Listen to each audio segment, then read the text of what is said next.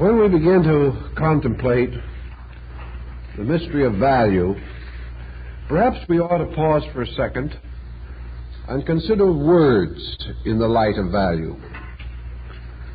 We have a wonder world of words, and many that we use every day could help us a great deal to understand the essential meanings of the things that happen to us and the circumstances which we transmit by means of word patterns and structures. For example, we have a word, liberal. Now, most persons like to be regarded as liberals. This may mean, politically, generous-mindedness.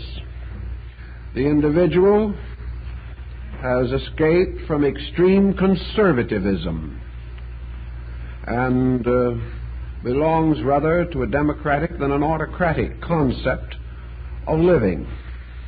The word liberal also suggests liberal-mindedness in other ways, generosity of attitude, magnanimity of conduct, sharing readily what we have with others. Liberal is a word we like to think about, and very few persons would resent being called liberal in some way, although like most semantic terms, it has now developed some specialized meanings on which there is no general accord. But what does the word actually mean? And when we go to that, perhaps we drop out of the familiar. The word comes, of course, from the Latin liberalis, and it simply meant, originally, not a slave.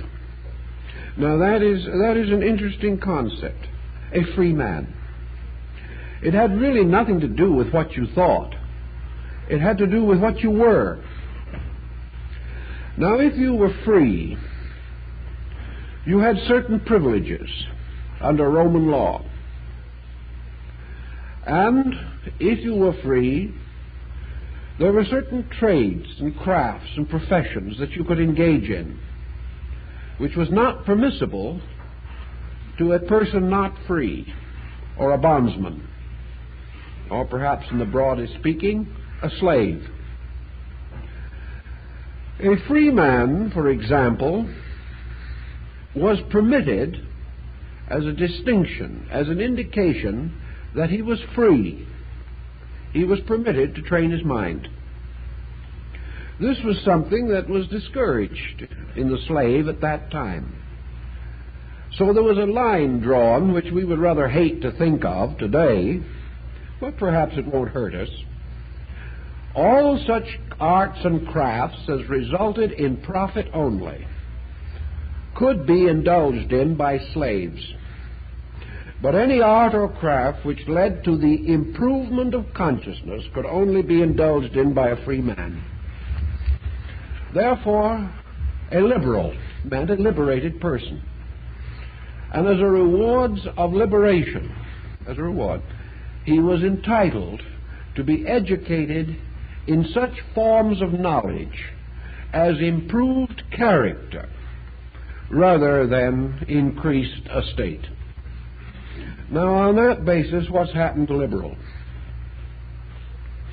It's sort of gotten mixed up.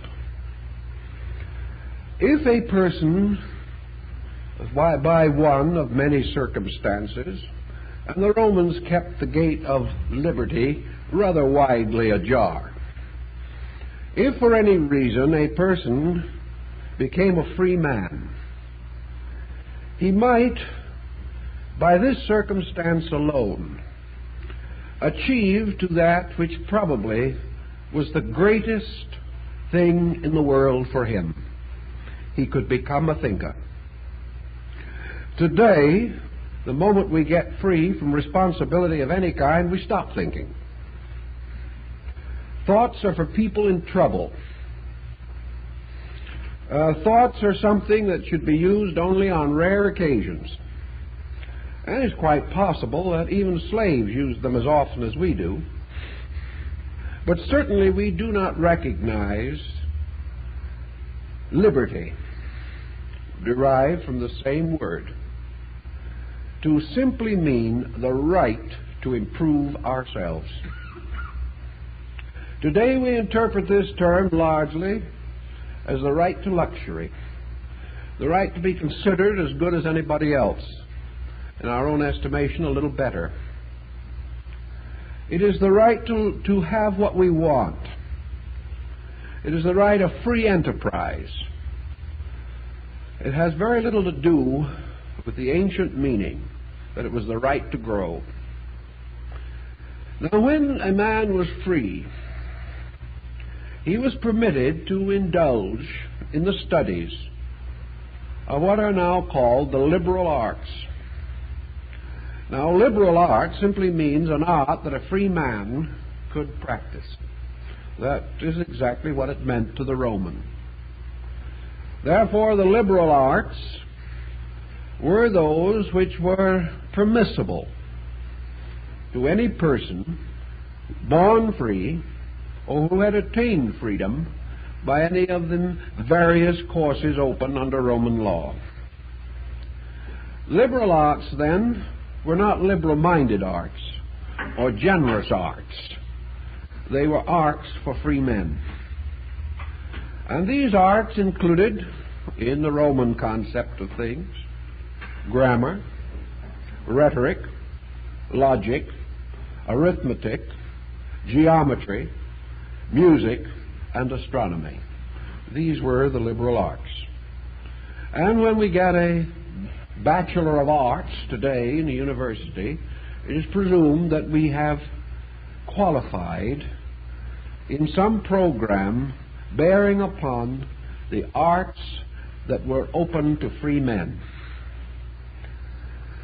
This sort of carries into our general thinking value. Here is an expression of a meaning of value which we may not generally consider. We value liberty. And this means, actually, that we value the right to devote a major part of our lives to study and self-improvement. That by circumstances which are equivalent to freedom, but circumstances often which we have to earn for ourselves, the individual, through his labor, earns the right to unfold his own consciousness.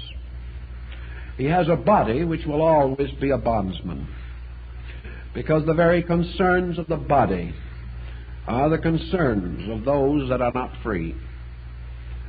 Man who is in slavery to his own body is also a bondsman. But the individual who has a life in consciousness apart from body, that man is free. And this is the message of the Word, which we have called liberal. And it gives us a very good concept in relationship to Shabui, or this kihin that we talked about earlier. This problem of moral beauty, this problem of adorning the life with the ornaments of cultural attainment. We want to live as far as we can in this world graciously. We want to live beautifully. We want to live in an atmosphere that is compatible with peace of mind and serenity of spirit. To achieve this end, we must perform some action that is apt or likely to result in the state of consciousness which we desire. We all know that a life undisciplined, undirected, and uncontrolled seldom attains any enduring value. It does not have pleasantness of years. It does not give us freedom from the importuning circumstances of the day. It does not give us happiness or contentment or peace of mind. Therefore, a life of value must be so controlled and directed that it becomes a valuable life. A life not only valuable to ourselves, but a life valuable to others. For we are never really happy unless we are doing something that is really meaningful. Any other form of recreation is rather hollow before we finish with it all. How to achieve, then, a life of value? Our great problem today is complication. The life of value must be a simple life. Now, a simple life in our generation and in our Western civilization is rather difficult to envision. We are actually born with a sense of tension and confusion hanging over us. We live every day and hour in the midst of sound and fury. For us to achieve natural simplicity, to be able to have quietude of consciousness, just seems about impossible. Yet it is not as impossible or as difficult as we would first imagine. The natural beginnings of a life of value include the decision to cling to value, to make some compromise of some nature with materiality, by means of which it is not all possessing, by which it is not all dominating in our experience and in our way of living. Happiness arises very largely from our ability to appreciate simple, natural, and gracious things. Happiness is not very often to be associated with the gratification of elaborate tastes. Happiness is appreciation. It is the recognition of the dignity of the available. It is not this headlong dash after the unattained.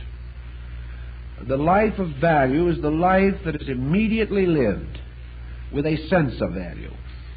A life that is valuable every moment because we are continually experiencing something of importance. To achieve this level, therefore, we must be ever watchful for value. We must seek value in everything that happens, for value is there. And as we are able to take problems and transmute them into value, the problem itself grows less and the value grows greater. We are all constantly in the midst of valuable experience, but for the most part we do not benefit by it, nor are we grateful for it. We are usually most grateful for that which is least valuable. We are not glad because we remember, we are glad because we forget. We do not live with the constant attention and responsiveness to that which is fine or proper or noble or beautiful. Yet we have the faculties which enable us to live this way, and we know that other persons have achieved it. We also realize that what we call aesthetic value has been associated with art.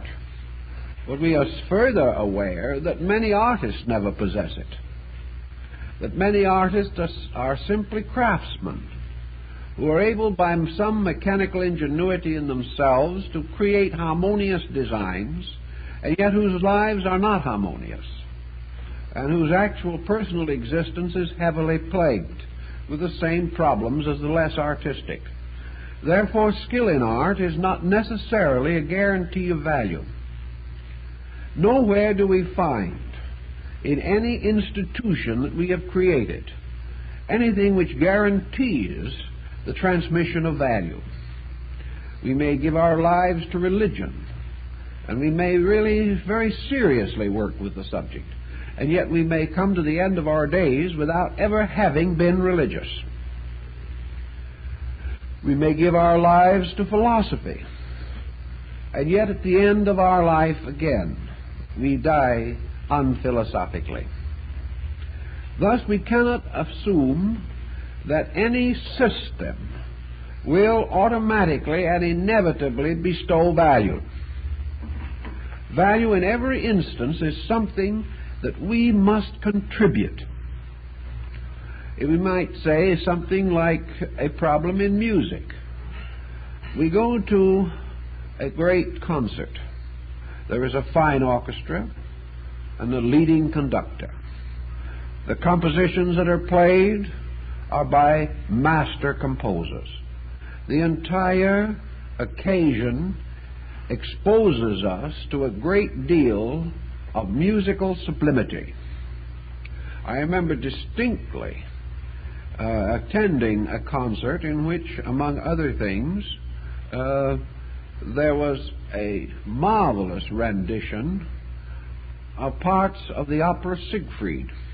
One scene being, of course, the casting of the great sword, Nothung. And this was not really dramatized, but it was sung out well with a few gestures, and the artist turned in a very adequate performance. When it was all over, a man sitting near to me observed in a stage whisper to someone next to him, "Thank God that blacksmith has stopped." That's all it meant. There was just simply no sense of the importance of music. The individual was exposed, but it didn't take. And when we are exposed to bacteria, it nearly always does take. But when we are exposed to culture, we seem to have an extraordinary degree of immunity. This situation shows that culture, that value cannot be simply bestowed by one who possesses it. If value could be bestowed, religion would have saved the world thousands of years ago. Philosophy would have brought us to the golden age, and even the greatest advancements in science couldn't cripple us too much. We would be with some security. But it just is not to be communicated in this way. Value, therefore, must always involve the power of the person to recognize the valuable, to give something of himself to the compound of the circumstance that arises, so that there is a sympathy, a blending of understandings, a meeting of minds or of hearts. For without the appreciation of the person, value cannot perform its perfect work. Now, appreciation is another thing, which is a word much used, but not too well understood or applied. To appreciate something, we must understand. Appreciation must follow some inward experience of our own. We cannot appreciate unless that which we appreciate is to a measure able to reach us as living persons and touch us and do something to us. We may say, therefore, with the Neoplatonists, that value is the result of something that is valuable, receiving to itself the instinct of value in us. We must move out to embrace the valuable. We must have an instinctive skill, an instinctive and insatiable appetite, which can never be satisfied except when it reaches and takes hold of value. If we work upon the problem in this way, we also gradually come to the principles of the simplification of things. The value consciousness in man does not rejoice in the elaborate or the complicated or the grandiose. Man himself is by nature a simple creature, and complication rests uncomfortably upon him at all times, leading to confusion and discord. The natural human instinct is for the simple, the immediate, and the immanent. We like value that is understandable, and it must be simple if we are to understand it. If then we are in the presence of the grand, we are overawed. We are impressed. But it is as though we were seated before more food than we could eat, and having made gluttons of ourselves, find only discomfiture. True value has to be something that nourishes without overdoing this process of nutrition. That is why we have to use some instrument by which we can measure value and discover it in our own lives. The greatest exponents of this concept of value that we know have been the Oriental peoples, especially those who lived a rather simple and severe kind of life. Great students of art today, for example, look upon the arts of China. They look back into the pre-Christian period. They look back into the great dynasties that gave the world Confucius and Lao Tzu, and even further back into the long, mysterious shadows of the Shang dynasty, a dynasty which has only but slightly appeared historically and is mostly wrapped in that strange oblivion which hides the origins of things.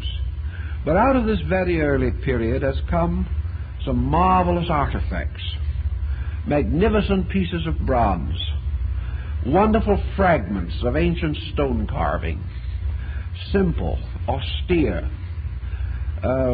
plain, but magnificent of line, a clean, wonderful, immediate grasp of value. Somewhere back in those days there were great artists. Perhaps in those times they did not even know they were great artists. One a well-known expert in Chinese art tried to explain it, and he said we can come to only one conclusion, that those people back there were great because they had not been taught not to be great. They hadn't been ruined. Those artisans never went to school, even a school of art. They did not learn to draw. They did not belong to a tradition. We do not know how they worked.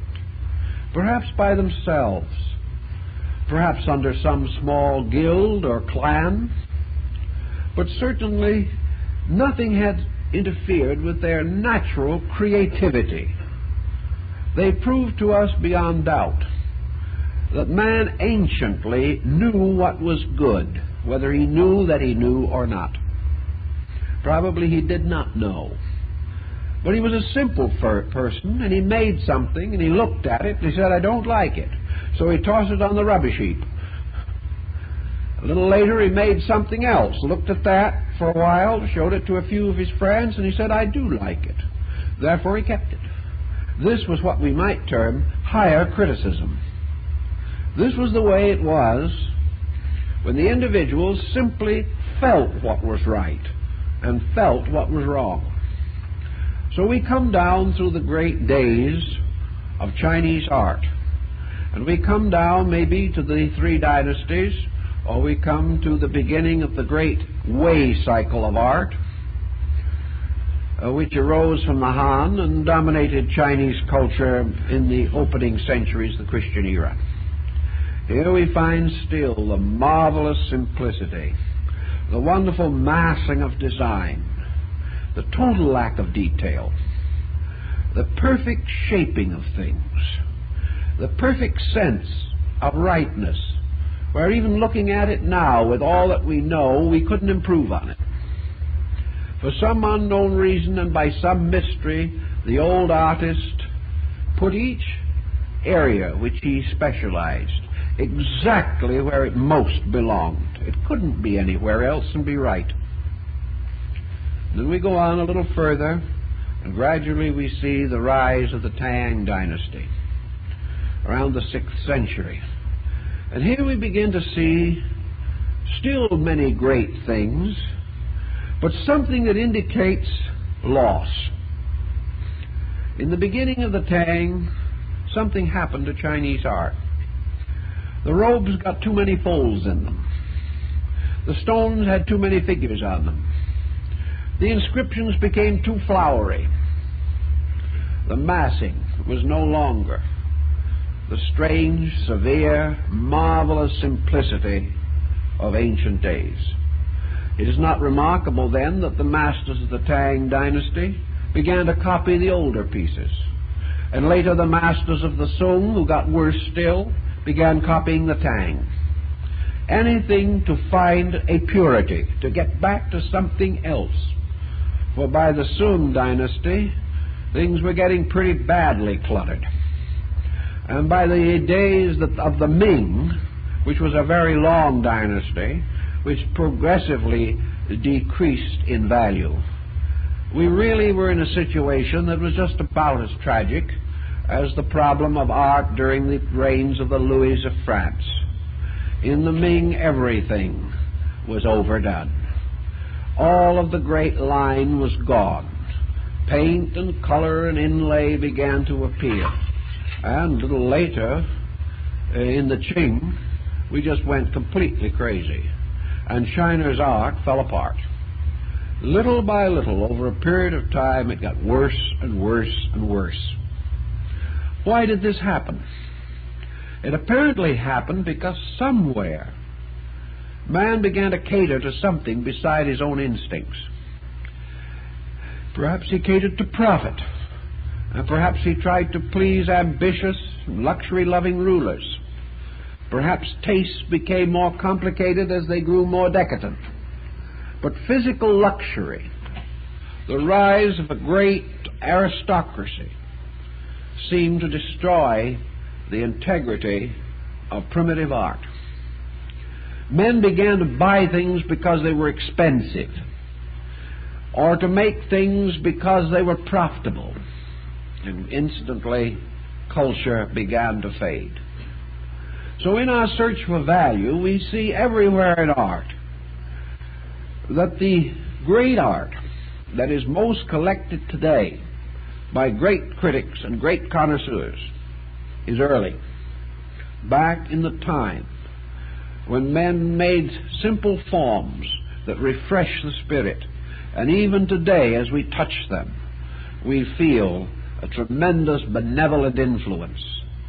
But little by little, this influence is lost through the complicating processes of society. All this simply points out that with the rise of luxury and complexity, value diminishes. And with the loss of value comes the loss of culture, comes the decline of liberties, comes the end of respects and honors. And the simple code that Confucius and Mencius taught in China 2,400 years ago or more has ceased. The simple dignities of life are gone. And gradually China came into the terrible condition which afflicted it in the opening years of the present century. A condition which undoubtedly precipitated the tragic condition which we now know as China.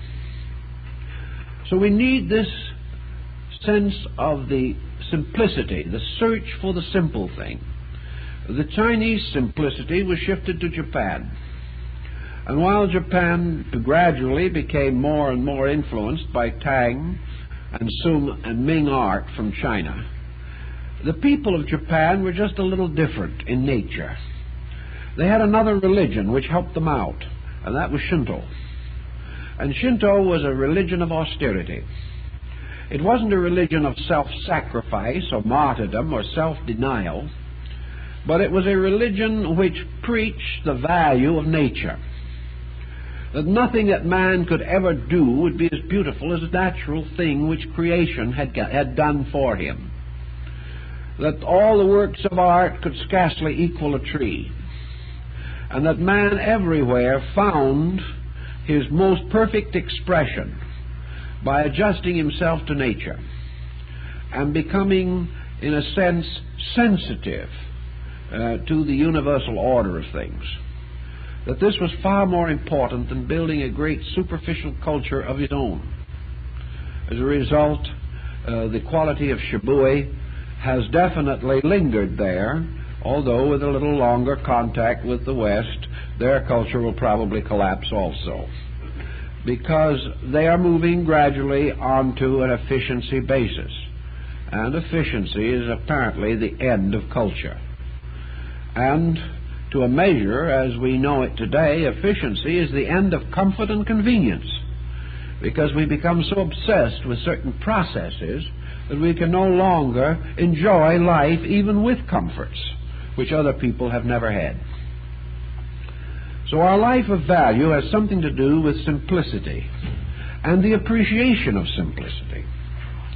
So we can start studying this in our own particular environment. I would suggest that sometime, as we recommended before, that each of you try to make a sumi drawing, or to make it the simplest possible thing, use a blank piece of paper and a ballpoint pen. Take 5 simple lines, or simple form line structures. Make a little design on a piece of paper in which you place 5 lines in what you regard as harmonic relationship with each other. Use a straight line and a curve and perhaps a broken line. Make a little design of 5 lines, something you would like to think as a picture. Try and draw a tree with 5 lines. Hokusai, the great Japanese artist, in his manga, his textbook, drew hundreds of bird forms, each one of these with 1 line only. Now there is perfect economy.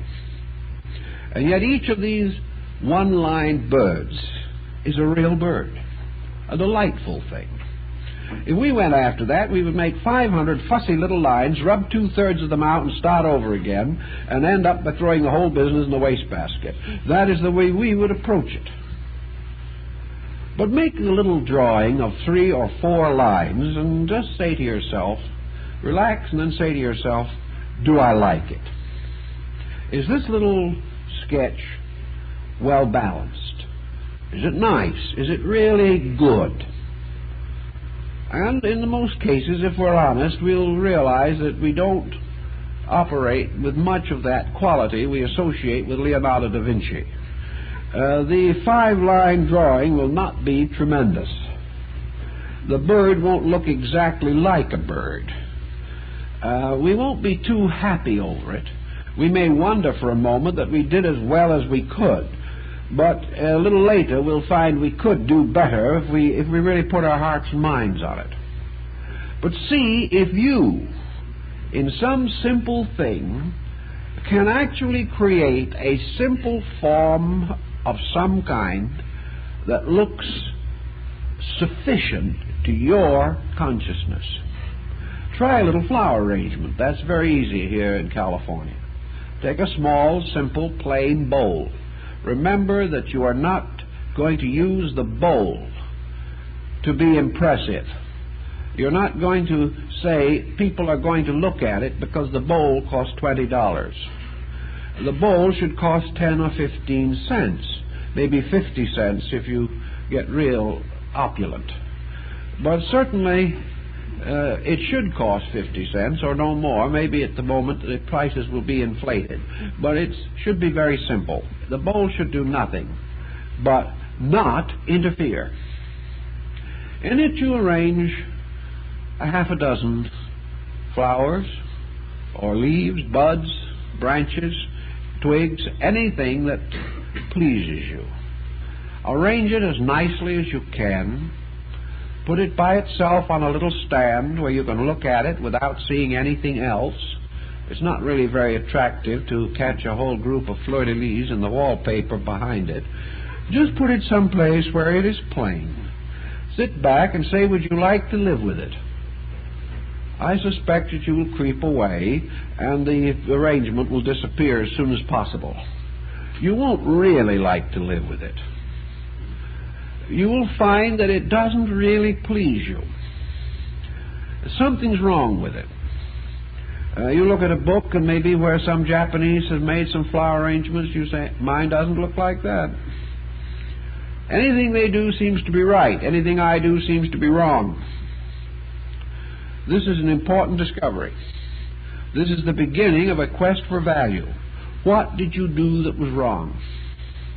Or as you go along, if you find an arrangement which by intent or circumstance happened to be good, what did you do that was right? How do you proceed with this so that you finally reach a condition in which you say, this pleases me? This fulfills something. I have expressed beauty and I know it. There's no way of finding out except to try. Now, there are many other ways in which we also try to express beauty. In many countries, this expression is instinctive. All you have to do is give the individual the materials and he will do it. In this country, that type of expression is not natural. It is not instinctive. It's something that you have to more or less discipline yourself to appreciate. Yet this discipline is the basis of moral control of life. All good things for Western man begin with self-discipline. And the reason why it is so necessary is because Western man has never permitted himself to obey cheerfully. He has always regarded leadership as his divine right, and that others should obey him. We have not learned the dignity and importance of obeying law or obeying principles, or recognizing that we live in a universe in which certain things are right and certain things are wrong. And it is up to us to find out what is right and do that. This kind of thinking is not natural to our tastes. We have to acquire it in some way. The beginning of all acquirement is interest. If we don't want to acquire, we never will. If we want to, this desire must be warmed until it leads us to an action that will further the desire. Now, every person, as we have said in other talks of this series, is in need of value at the present time. And in the Oriental mind, value is very close to meditation. Value is a rapport. It is an experience. It is something that makes life richer and better, more gracious for us. Value is always the doing of the small thing beautifully. It is the recognition of the dignity of detail, not to cover a thing with detail, but to discover the importance of the small actions which make up life, the small decisions which each one of us must face. One of the most annoying things that some people experience, for example, in Japan, is the insistent habit the Japanese people have of bowing over the telephone. This, to us, is just carrying it all just a little too far. But a long-distance conversation may be considerably longer in time than in distance. By the time each individual has greeted the other person and bowed 8 or 10 times in front of the telephone, the 3 minutes is well more than up. And no one has gotten around to the conversation yet. Now, if you told these people that bowing over the telephone really wasn't quite necessary, they would agree with you. But to bow has been part of their lives for thousands of years. It has been innate in them to pay tribute to the dignity and the life and heart of another person. The other person, of course, is returning it with interest. This bowing is a mass of mutual admiration. Perhaps they've forgotten what it means, but they've never forgotten to do it. They've never forgotten this peculiar little niceness, which we would have absolutely no time for. Well, there's no reason why we should, in the West, the way we think and live, take time for it. We just simply move on to things. But something is lost. Perhaps in the process of this bowing, which in itself is perhaps only a minor form of exercise, there is something else involved. Perhaps this little pause gives us a chance to organize our own consciousness a little better. Perhaps if we bowed 10 times over the phone ourselves, we wouldn't say some of the things we say over the phone. Nor would we be utterly unreasonable and tie up a party line when there's a sick child in someone else's family, which happened not long ago here, and the child died. We wouldn't be this way if in some mysterious manner these little courtesies were alive. These little courtesies are kihing, moral value. They mean that everything we do in life, we do with thoughtfulness. And the moment we do things with thoughtfulness, mysterious values open up that we wouldn't otherwise ever notice. The life that's lived in haste is always a life that misses value. We mentioned a moment ago the great Japanese woodblock artist Hokusai. In the course of his career, when he was over 70 years old, he did his wonderful group of woodcut drawings of Mount Fuji. Fuji-san, or Mr. Fuji, is to the Japanese the supreme mountain, the mysterious symbol of absolute aesthetic excellence. The extraordinary symmetry of the cone is certainly well known all over the world.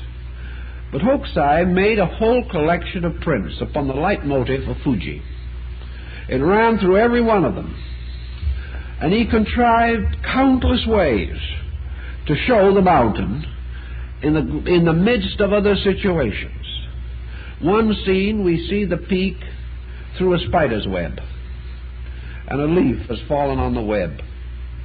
In another view, we see the peak reflected on the surface of the tea in an elderly gentleman's teacup. In another scene, we see a man making a barrel, and we see Fuji through the open end of the barrel. It comes to us from behind groups of parasols drying in the sun. It stands alone in solemn grandeur in the midst of rain that seems to cover it and haze it with shadow. It also is seen through the loop of a great wave, the spray of which is changing into little birds that fly away.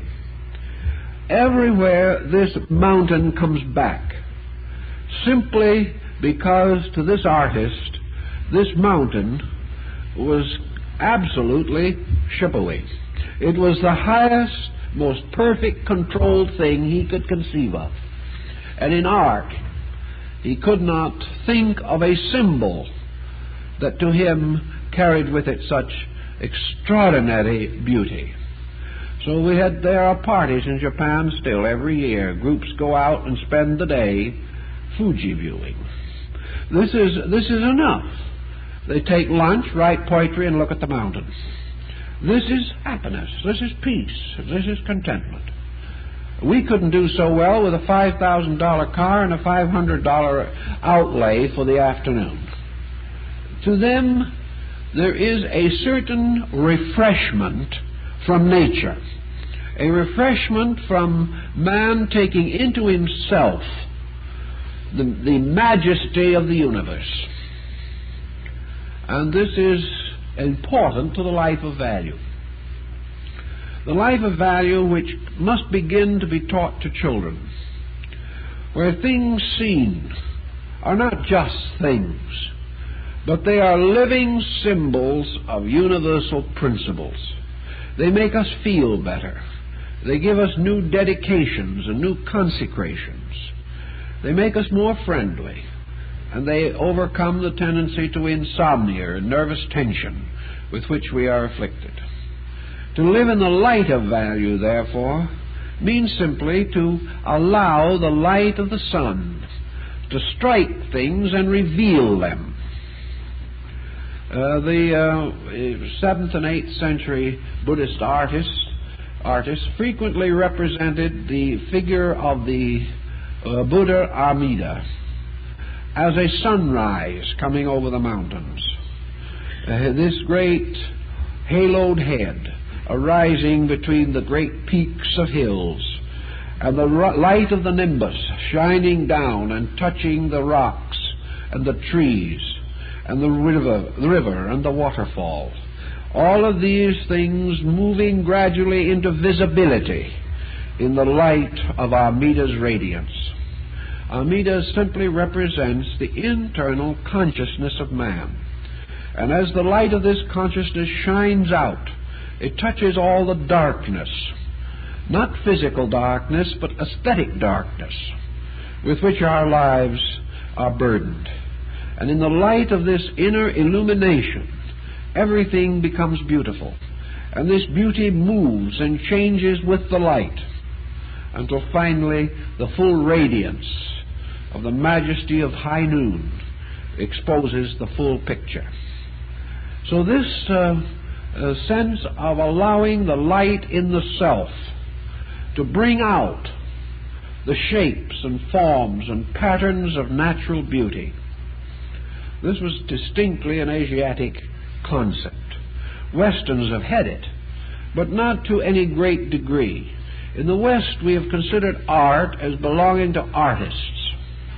In the East, it is considered that art is absolutely necessary to rich and poor, educated and uneducated, that every human being has a life in art, and that to discover this and to live according to it is to have a full life that is not dependent for its fullness upon what we have, but upon the continual expansion of what we are. To live a life in value or in the light of value has certain compensations. And we find this type of thinking in another Oriental artist, Hiroshige. Hiroshige, as far as we can learn, was simply what was called in Japan in his time a Yedo man. He was an artist in Tokyo, no better and no worse than his contemporaries as far as his personal life was concerned. And after he had lived a fair life as a very great artist and an interesting, informal, friendly human being, a life, incidentally, which was heavily burdened with poverty and other limitations of a world in transition, because he flourished at a time when the old Japanese economy was falling apart. But in any event, Hiroshige had a life in value. And his value was that he could go out along the Tokaido, the great road that led from Yedo to Kyoto, and he could stop anywhere along the road and see great beauty.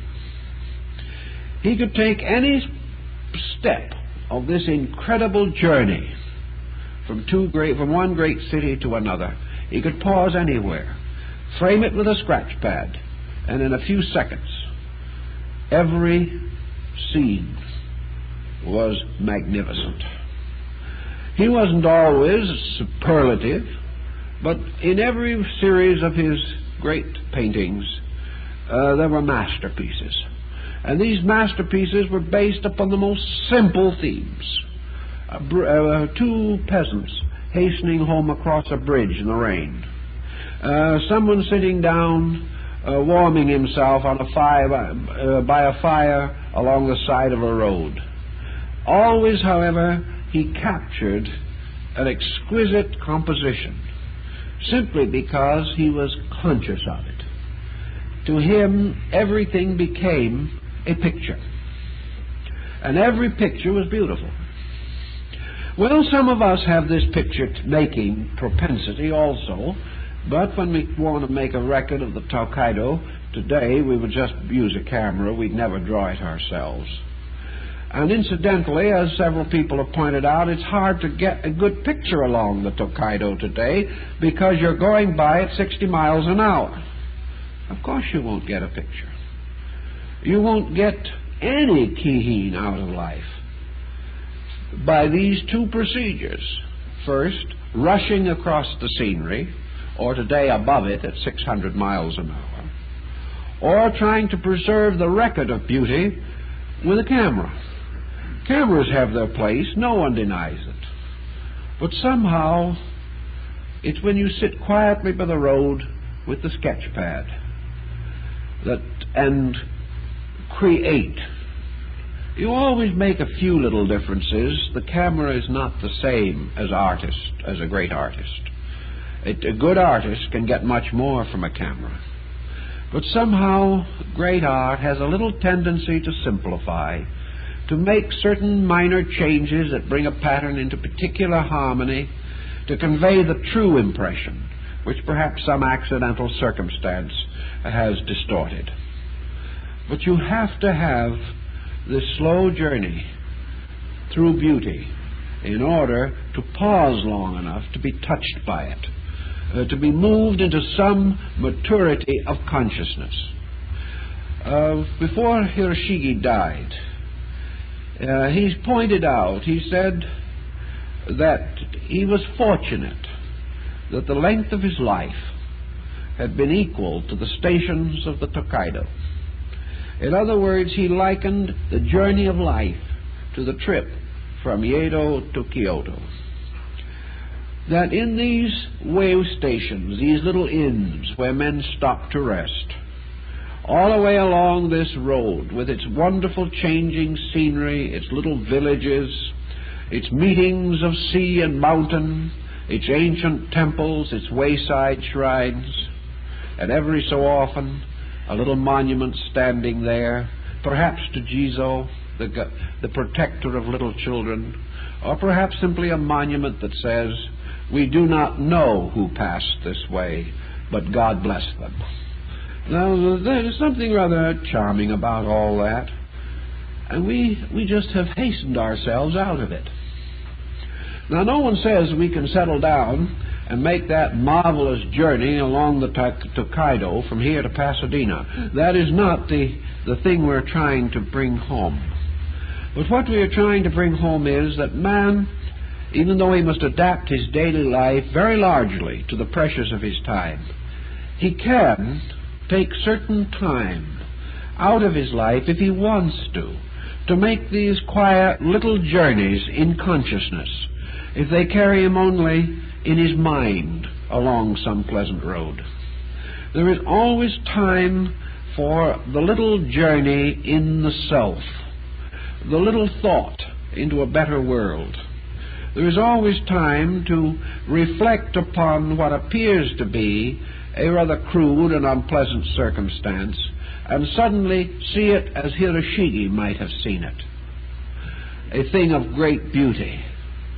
Or as Hokusai painted Fuji, one day in great storm, one day in great eruption, one time when floods are tearing down the sides of it, but with it all, its sublimity unchanged.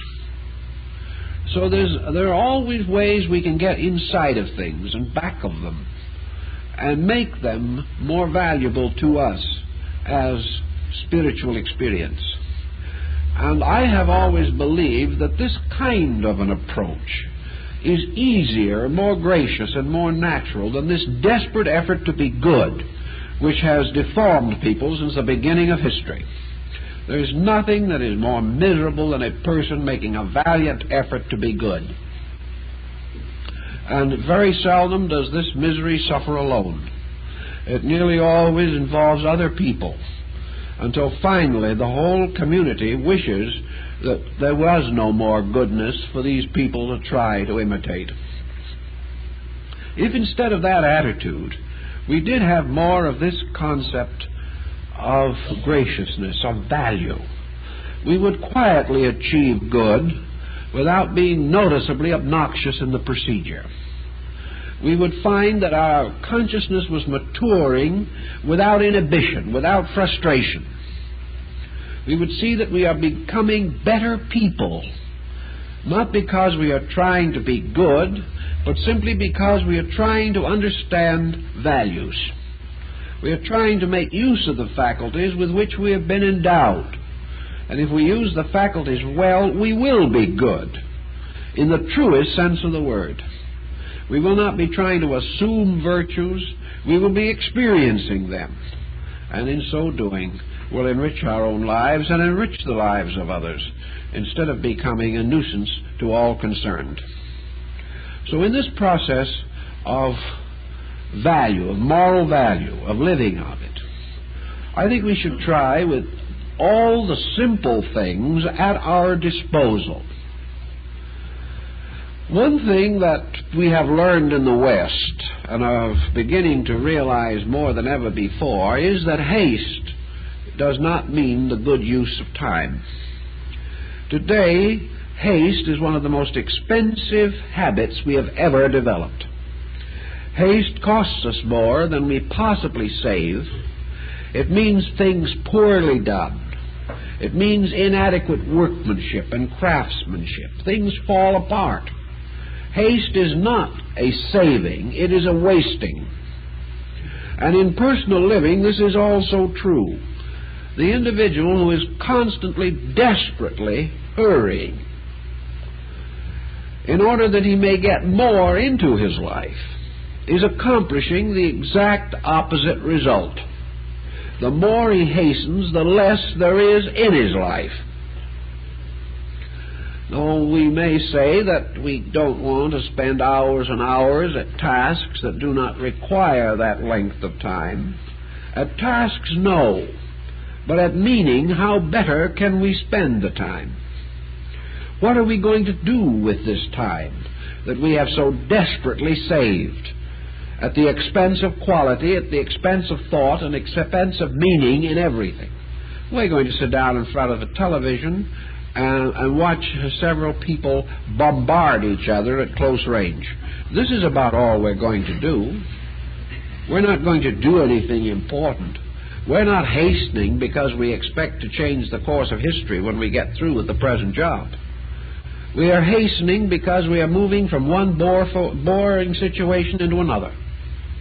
So why not pause and give the thing a little greater thought? Actually, people in crafts and trades who are more or less experienced have realized that quiet, methodical work is the quickest. That things done well do not have to be done again. That things done thoughtfully become joys in themselves.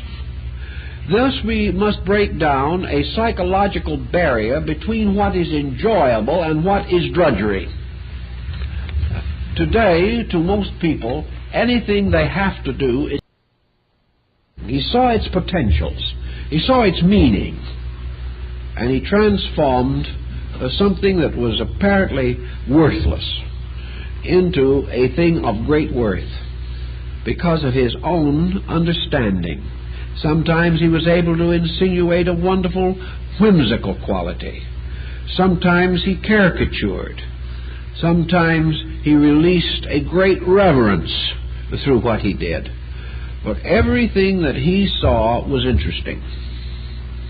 And as a result of that, there were no longer any flat places in his universe at all. And this again has to do with the concept of value. So that we can not judge things to be valuable because of a social status, but things of value because they're meaningful. And when we travel, for instance, among Oriental peoples again, I think in China we find a good deal of this, and also in Korea and Japan, the value, for example, of something as commonplace as cooking suddenly becomes tremendous. The Zen monk will tell you that illumination can occur in the kitchen much more frequently than it will in the living room. Why? Because you are working with values. And when a Chinese dinner is prepared, the first thing it must appear to be a work of art. I don't know exactly what Hiroshige would think of a television frozen plate ensemble, but I rather suspect that it would turn his stomach. He would have a really hard time finding the value in that one. He probably could do it, but it would really take work. But to the Oriental, the first part of a good meal is its appearance. The food comes in with every indication that it has been put there by somebody who wanted it to be there, who enjoyed putting it there, and who found a great deal of self-expression in transforming this plate into a work of art. There was real, loving artistry there. Now, we have no time for that. But what else are we doing with the time? Nothing. But we just figure that that kind of time is something we should get away from just as quickly as possible. That isn't good time. That's burden. Now, the next thing that the Oriental will tell you that when you have stopped looking at this plate, the aroma of it is going to rise to your nostrils. And as the Chinese say, the good meal must smell like the incense of heaven. Well, now, I don't know as many of our cookbooks give the recipe for that, but it means that we are also thinking in terms of the aromas of food. And when we get past the aroma of food, then we come to the next situation that comes, very important. The eyes. Color. Color. Certain colors must go together. You do not put a wilted mashed potato alongside of a dilapidated turnip, both of which looked as though they were much too much the worse for too long residence in the deep freeze. We don't do that. There has to be artistry. Then texture. When you start biting it, it must not all bite like stale gravy. It should be flavorable. It should be these things. And if it is these things, then it is a work of art. If it is a work of art, it is soul culture. And also, it's quite possible that if it looks well, tastes well, we know the person who did it enjoyed doing it, the foods are well combined, and our whole nature is happy, it might even prevent ulcers, because we would have pleasure and we know that everything involved was pleasant. Now, the Oriental cooks his food very quickly. He does not cook it too much. Most of his food is a little to us on the undercooked side. But he preserves crispness and flavor and shape. He doesn't boil out color. And he doesn't put in a little of this and a little of that to restore the color artificially. He does it very simply, very quickly, and it is a lovely meal. This is moral value. It is the thing he enjoys.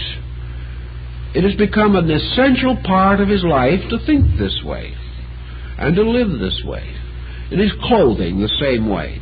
One of the great problems that we have faced in the West is this constant shifting of styles, most of which are utterly unflattering.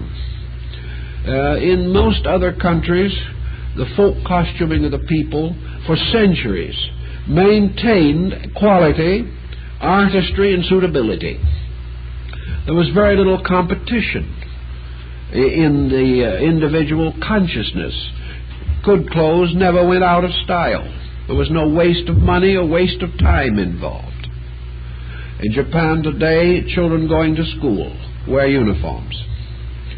Now, the uniform is perhaps a little dated, perhaps a little strange. But what does it mean? The Japanese answered it very definitely. No more broken-hearted school children because they can't buy the expensive clothes that other school children wear. It doesn't make any difference whether you're the daughter of the Prime Minister or the daughter of the most common laborer. You dress alike. There is no broken-hearted laborer's daughter that has to be contended with later. These things are very simple, but we never get around to them. We have to keep life complicated. Ultimately, we have to grow up some way. We have to mature into something besides a frenzied rush toward an unknown destiny.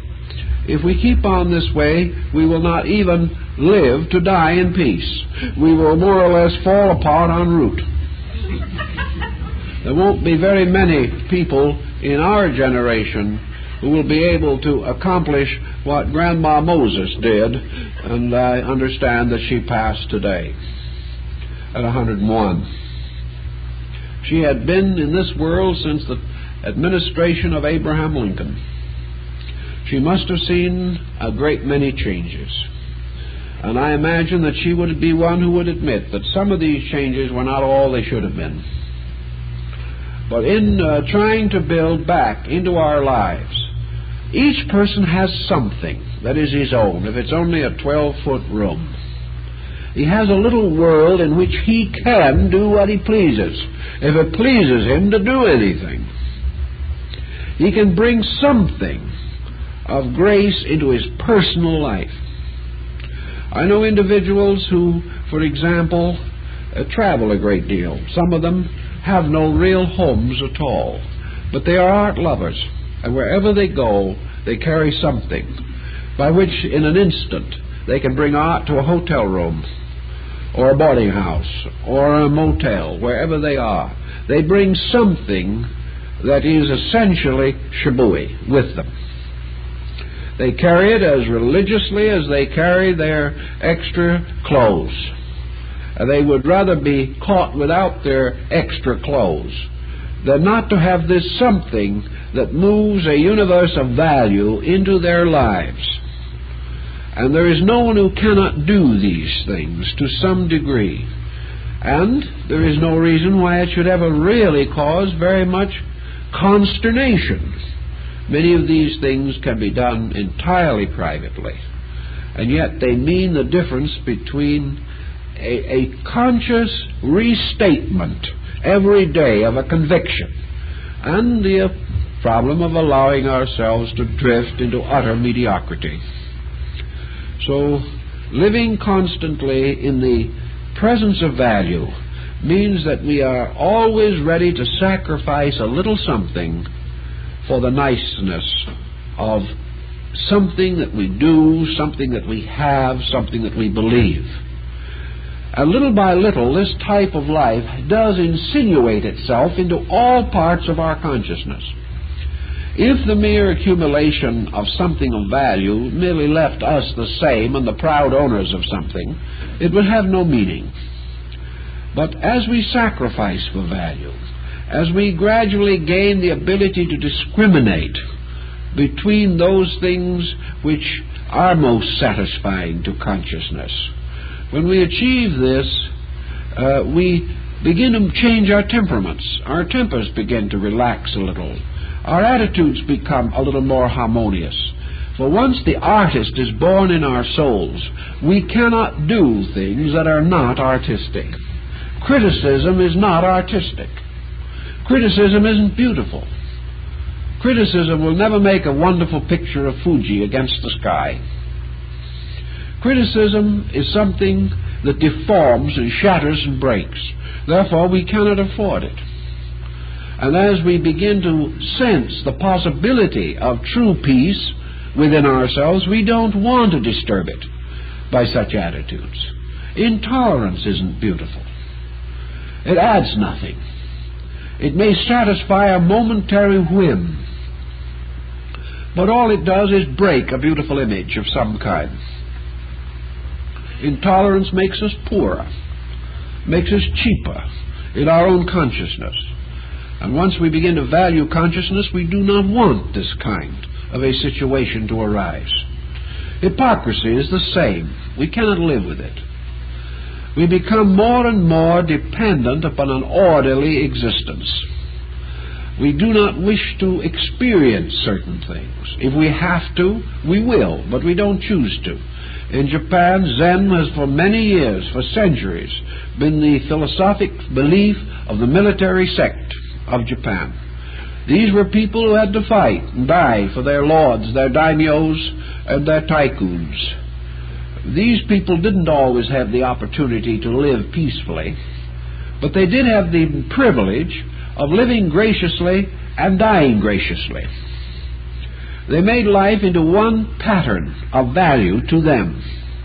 And this value meant, to these people, that most of all, they must be true to that which they regarded as most valuable.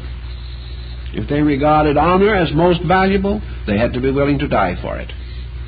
If they had believed religion to be most valuable, as in the case of several emperors of the Fujiwara dynasty, after they reached a certain age, absolutely, voluntarily abdicated and became monks. They didn't want to hold on to this temporal power to the last day of life. They didn't want to hold on to wealth until it was tucked away in the casket with them.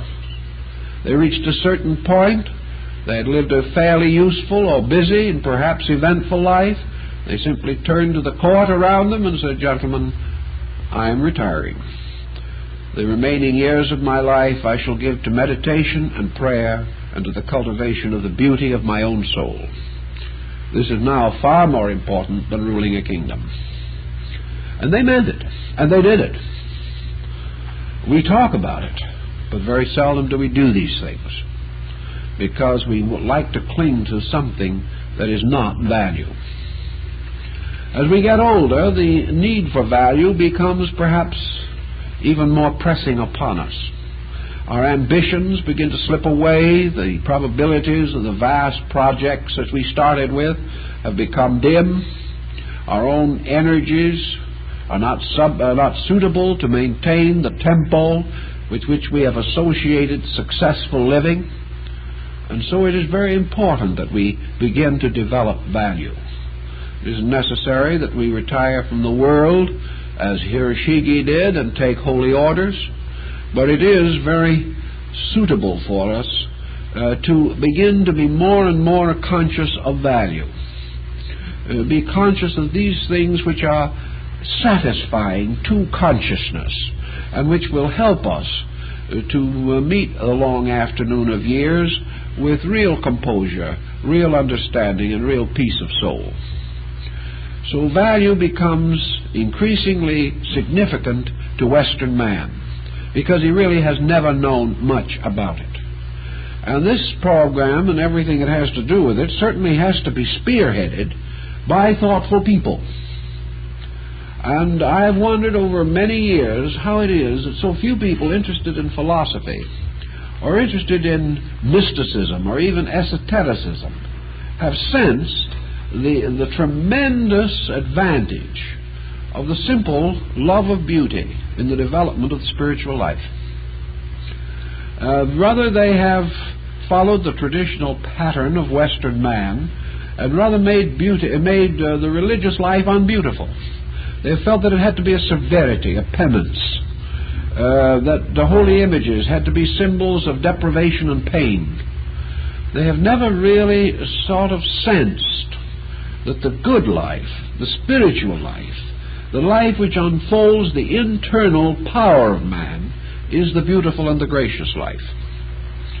They have not sensed that goodness and beauty have an essential identity. And as a result, the goodness gets a rather cramped appearance and loses most of its immediate charm. Also, the individual himself can't get the same enthusiasm about being uncomfortable that he might get out of the expression of his own aesthetic consciousness. Archetypally, we do possess within ourselves something that within the next 25 years, it is my solemn prediction, is going to dominate the entire field of scientific research, and that is the quest of the core consciousness in man. Psychology is already bankrupt as far as its present patterns are concerned. It cannot and does not go far enough. It must go further. And as it goes further, what is it going to find? It is inevitably going to be forced to approach what might be called the unit consciousness, which lies behind all the phenomena of the human mind and of the entire series of psychic reflexes in man. It's all right to talk about the id and the libido. It's all right to talk about the anima and the animus. It is all right to consider the numerous divisions of the human psyche. But beyond this, there is the unity of consciousness upon which these depend for their existence. there is a oneness at the root of diversity, and this oneness is consciousness. And it is this consciousness that must be found, that must be understood before the purpose for man's existence can be defined. Now, this consciousness is not really, as the Zen monk has pointed out, not really as inaccessible as we have made it appear to be. We have surrounded this consciousness with a mass of straw men, images that we have built up which we have now to knock down before we can get to the facts. We have placed in our own estimation between consciousness and our daily living a vast interval of complexities, and we have been gradually groping our way through these complexities. And every time we touch another complexity, we think this is the ultimate. It is not. Behind it lies this great sea of simplicity, which is consciousness itself.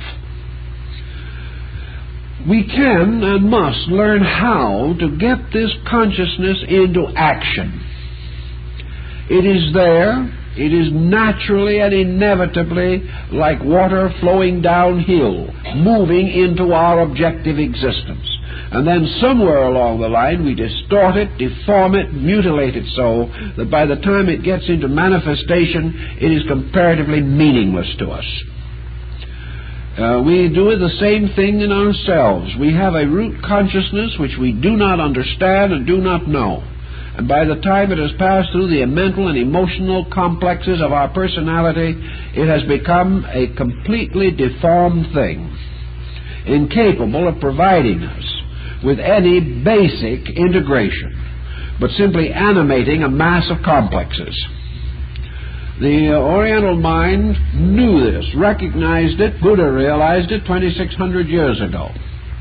He knew there was only one answer to this, and that is that the individual must begin to make possible the manifestation of this inner consciousness through a relaxed, available human personality. That if we use consciousness, consciousness will become beautiful in us. If we abuse it, it will become a deformed thing, leading us to sickness and destruction. So we must find this consciousness. And the only way we can think of it and the way we believe it is that this consciousness is the archetypal universal life. It is also carrying within itself the absolute law of its own existence. Therefore, consciousness per se is absolute life, absolute law, and absolute order. What does this mean in substance? It simply means that it is absolute beauty. For law is the basis of beauty, and beauty is lawfulness. It is the thing as it should be and as it must be. And those who are able to discover the highest standards of beauty are those who have come the nearest to sensing the real structure of universal law. It would then seem quite reasonable and probable that if we are able to release these patterns into conduct, that we will not have these psychic stress situations that we now go through. We go through the conflict between an eternal pattern that must have its own and our purposes which are in conflict with this pattern, and our psychic life is a battlefield for the rest of our years. If, however, we seek the life of value, we stop dictating to consciousness. We stop telling consciousness what it is supposed to believe, which actually is pure audacity because we have no idea of what it is supposed to believe.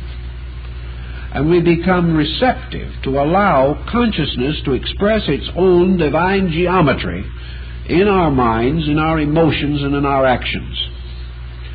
Actually, the appreciation of beauty is due to the consciousness we possess. The creation of beauty is due to consciousness. And the life of beauty is a life lived in consciousness, with the values of the inner dominating the problems of the outer. If we can ever get into this situation, we have reasonable security. We will not be perfect. Man is not yet fashioned for such ends. But we will have an integration. We will not be just average people. We will be normal people.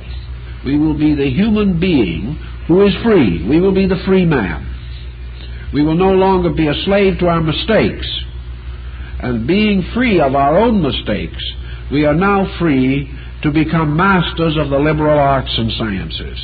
We are free to settle down to the conscious problems of self-improvement.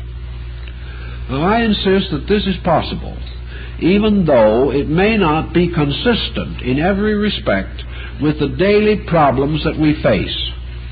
The mere fact that there is this inconsistency, and that to a certain measure the problems around us cannot be changed, that the importance of changing ourselves is brought home to us.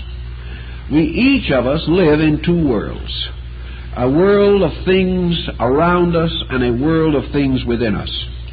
In the world of things around us, it appears that we have to follow the advice of Jesus, who said, "Render unto Caesar the things that are Caesar's, but unto God the things that are His." And we have this twofold life. We have to render certain service to the material world to which we belong. If we do not, others must do our work for us, and this is not right. But we also have a certain responsibility to an inner life. And there is no one who cannot do something with his inner life, even while he is living in the outer world. He has some way of compensating. Home is a compensation, unless it is destroyed. All forms of avocational creative activity can be compensatory, unless we choose them so badly and practice them so unwisely that they are meaningless. But always, everywhere, the individual can begin this solemn quest of the beautiful. He can live in a determination to improve his own consciousness, release it into manifestation through conduct. He has several things he can do. Realizing that universal law is beauty, that what we call virtue is moral beauty, that harmony is tonal or structural beauty, that value is aesthetic beauty. Realizing all this, we can slowly eliminate from our practice by personal endeavor those things which in themselves are obviously not beautiful, things which deform, disparage, or destroy beauty, are simply not safe for us to do. And little by little, we realize that while we are at outs with everyone else, we cannot be at ins with ourselves. We cannot have peace of soul while we live in a conflict relationship with life. Now, we may say that other people have imposed upon us. We may say that other people are unkind. These things may, as far as we know, be absolutely true. But at the same time, if we permit these happenings to come into our inner life, we are going to wreck ourselves. The thing that the other person did to us is not what is making us sick. It's the fact that we cannot handle the incident. We cannot transform this incident into something valuable. We cannot rise above the occurrence in our own consciousness. If we could, it would no longer be a source of problem. So that's one area in which we try to accomplish something. And we need example. We need help in this. We need the moral support of the firm realization that there is good, there is beauty, and there is truth at the root of life. To find this, we simply have to tune it in, for it is always here. To find it, we must acknowledge it, admit it, reflect upon it. And the moment our consciousness turns in that direction, the futility which binds us breaks its bonds and we are free. The actual fact remains that man can discover anytime, anywhere, that the universe is just. He can know as an inner experience the inevitable victory of good over evil. He can inwardly understand the mystery of his own immortality. These things can be achieved within himself, not necessarily by a great laborious program of self-improvement, but by a very simple relaxing away from darkness and toward light. It merely means a refocusing of interest and attention. Sometimes it merely means doing something, because it is in this nothingness of our activity that worries and sorrows and griefs take over. Nearly always the person most burdened with negations is simply the person who has no available store of positive consciousness. He has nothing good to think about. That is why he can be easily moved into a negative attitude. Rather than this, let him have good things to think about. This in itself will use up time and energy and free him from the occasion which will permit him to go into the doldrums. I know cases very definitely where persons have gone home to an empty apartment night after night and come very close to a complete nervous breakdown. They went into a dark room when no one was waiting for them. They got more sorry for themselves every day. They got in there and they found nothing but a bunch of apartment house furnishings with nothing personal, nothing of value to them as individuals. They sat down in front of a radio. They hardly knew anyone to call on the phone. And in a little while, these lonely people became the absolute victims of their own isolation. For in that dull, gloomy atmosphere, untouched by the light of any value in themselves, except self-pity, they gradually went to pieces, until actually it was necessary to take heroic steps to get them out of these places. They couldn't recover themselves. They sank deeper and deeper into the slough of despond with every passing day. They didn't want to go home anymore. They actually were afraid to go home. I've had people here come to see me within the last 3 months who actually admitted they were afraid to go home. Not because of an ogre there, but because of nobody there. One of them said if the devil was there, it would help. It was simply this situation of there being nothing but themselves to live with, and their own condition extremely incompatible. Now, there's no reason why the development of value in a life like that cannot be just as complete as the development of non-value. By a series of negative, meaningless, worthless attitudes, they got themselves into a situation in which they were in danger of losing their sanity. If you can do this to yourself to hurt yourself, it is also well within the power of everyone to do even more than that to themselves that will help them. Actually, the whole situation lies in attitudes. And it is perfectly possible for this individual to find in this little room his own world. A world where there are countless beautiful things he can do and think. But he's dependent on the wallpaper and the furniture to do it for him. This isn't what happens. It is the light within himself. Even though the furniture might be a little off color, if his own light strikes it, it'll look much better. The real darkness is not in the room, but in his own nature. But where it is dark in him and dark in the room, and the two darknesses come together, there is great misery. But this person could, in some way, make this little world a haven of rest and protection, a place where there is no longer any need for subterfuge, where pretense is unimportant, where we don't have to cater to the whims of people who don't understand. But strangely, in this little dark room, we find freedom. We find the right to be ourselves. The only trouble is, we don't appreciate the freedom because we have really no consciousness of what kind of selves we want to be. The self that meets us in that room is not pleasant, but it could be. Because actually, this is our leisure, this is our time. So we go about trying to do something about it.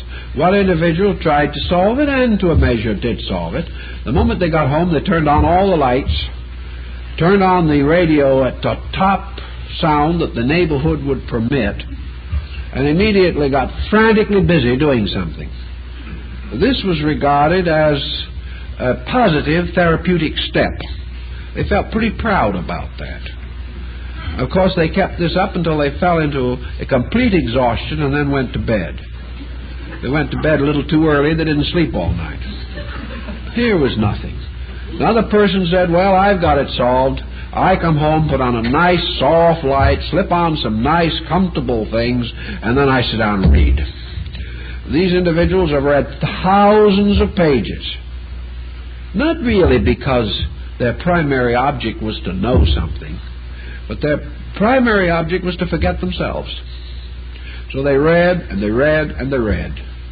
But you would think that sometime, with that amount of reading, they'd graduate, but they never did. 10 years later, they were still reading. And they still didn't dare put the book down.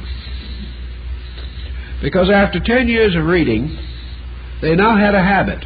And all they had to do was stop reading and be utterly miserable. Didn't know what else to do. So here were all these kinds of mechanisms by which the person is trying to rationalize the fact that perhaps he'd like to come home to a nice sunny situation with a house full of friends and everything would be gay and wonderful. Actually, many people come home to that also and are totally miserable. So there's no guarantee on this one way or another. There is no proof that if these people had others around them, they would be any different, but they think they would. And that is a consolation in their souls anyway. But here is the chance for beauty. Here's a chance, perhaps, for a little creative self-expression, which helps tremendously. Instead of reading or turning on something or listening to something, you do something, so that your own conscious activity is involved. This is very vital to most people, particularly those who do not have very well-occupied lives. But there's also this constant coming to appreciate. Now, to appreciate, you have to have meaning and purpose. You have to build a little conspiracy, a benevolent one, in your life. Otherwise, things don't operate. Now, here's one example that why I think art helps in these things, and why art has been closely related to Shabui for hundreds of years. An individual who takes an interest in art begins to get questions. He goes down to a little store somewhere and he finds a mysterious little something or other. With our Western perspective, we're not quite sure what it is. But it's rather intriguing, and it's within our price range. In fact, it's been marked down, which makes a very great inducement to purchasing it. And we get it. And it looks like it might be interesting. So we stand it around somewhere, and in the course of time, this little thing begins to cry out, "What do I mean? Who am I? Why have you got me?" After a little time, this kind of nagging situation that sets up maybe sends us to the library or to the bookstore to buy a book about it. We'd like to know what we have. Perhaps we start out and hoping that we have a treasure that is worth enough for us to retire on. Usually we will be disillusioned on that point. But it does offer an intriguing situation. And we discover that we have Well, perhaps we have a sword guard. We didn't know what it was. It looked a little like a napkin ring, but it turned out to be a sword guard. But it was rather interesting. It was interestingly shaped, nicely designed, a lot of artistry on it. So we took this sword guard of Tsuba, and we got a book on it. And we hadn't had the book long before we suddenly realized that there was a whole world of this subject. That the art of these guards, tremendously interesting. That they were adorned with the most wonderful symbols. That the symbols meant something. And that all kinds of designs of philosophy and art and literature, of Buddhism, of Shintoism, of Taoism, are on these sword guards. And that they were made at different times, and that some of them are signed. And some of the artists were very interesting people. And if you happen to find one with this artist's signature on it, suddenly it seems as though a bridge may be built across 3 centuries. And we seem to touch the interesting, dramatic person who created this object long ago. Little by little, we begin to get intrigued by it. And the first thing you know, we come home, and we're kind of anxious to get home, because we'd like to go a little further into that subject. Or we rush home and have a quick meal and rush down to the public library so we can find out something more about our little purchase. And little by little, this thing leads us. Perhaps after a little while we decide that sword guards are not the thing we've always wanted to collect, but we've now become aware of collecting. And in the course of reading the sword guards, we find there are only chapters in larger books on other subjects, and something else catches our eye. Pretty soon we want to begin to know about these things. We decide that it might be nice to have several good examples. Well, that opens another problem. They've been copied badly, and most of them are probably forgeries. How are we going to protect ourselves? How are we going to know a good one? We have to study it. We have to study to know a good painting, study to know a good print, study to know a genuine piece of old ivory, study to determine the quality of jade, study to know whether a bronze was made last year and buried, or whether it is really 300 years old. The challenge of this thing begins to catch up to us, and a world begins to open. A world which is essentially a world of the search for real values, a world of discrimination in which we begin to learn why simplicity is great, a world of observation where if we overlook a minor detail we may be victimized. Gradually the whole process of life becomes more thorough. And we don't do this very long before somebody drops by and says, "My, you have an interesting collection of these things," and then you're in your element. Then you can explain them all. You've studied them for 3 months and you're an expert, whereas the other person hasn't studied them at all and stands in awe of your learning. Perhaps, however, somewhere along the line he asks an embarrassing question, and after he's gone you're back again trying to find the answer to that one. But you have slowly built a world. Now you can say to yourself, well, this isn't an important world. No one really cares whether I collect sword cards or not. But it's a little more important than to be able to say, nobody cares whether I worry myself to death or not. Because actually, whenever you learn, you are adding to the complete structure of your own knowledge. A 2-week expedition into Chinese ivories may be a little facet way away from your common life. But from the time you have understood these things that much, and have given that amount of time to them, they become a part of your total psychic chemistry. You are a little more wise, you are a little better judge of something, you are a little more observant, and this affects your entire consciousness. And as this develops gradually, you begin to sense value. And if you have friends, you begin to select between these friends. If you have an interest, you are not interested in uninteresting people. And people who are constantly interested in uninteresting people generally worry together, or fuss together, or devote themselves to tearing down somebody else's reputation. But if you are interested in interesting people, you will learn something from them every day. Of course, you can learn from the uninteresting ones too, but that is a negative type of lesson. It's a constant warning, say, be not like them. But it is often much more interesting to find that as your own consciousness stretches out into a positive pattern of some nature, you begin to contact others who have done the same thing, who have similar interests, who are also on that level of understanding.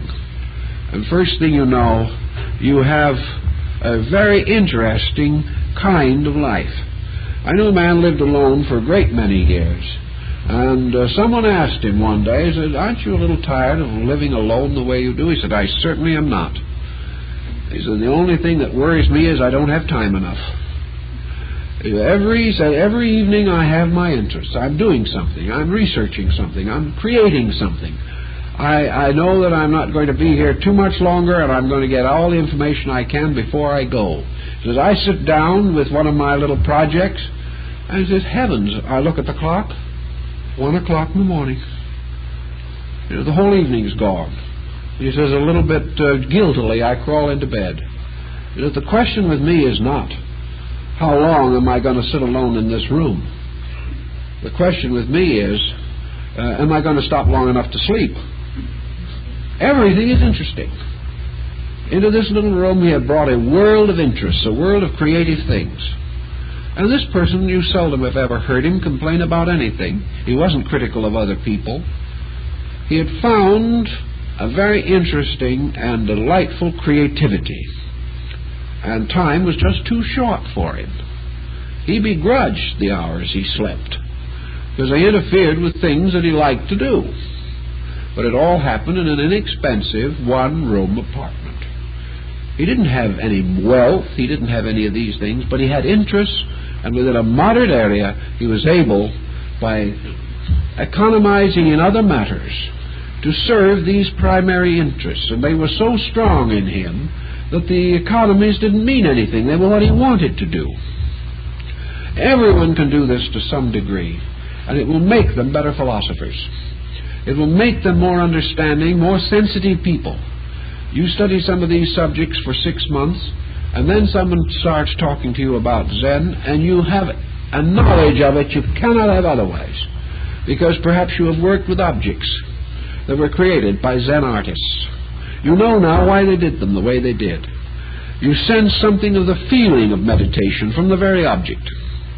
You have found friendship in it. You have found satisfaction of soul, because the person who designed it had that satisfaction of soul himself. He was able to put it in.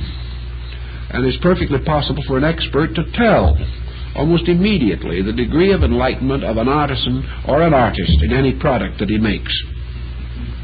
So little by little, this light of life shines more brightly. Problems slip away. We don't have time for them.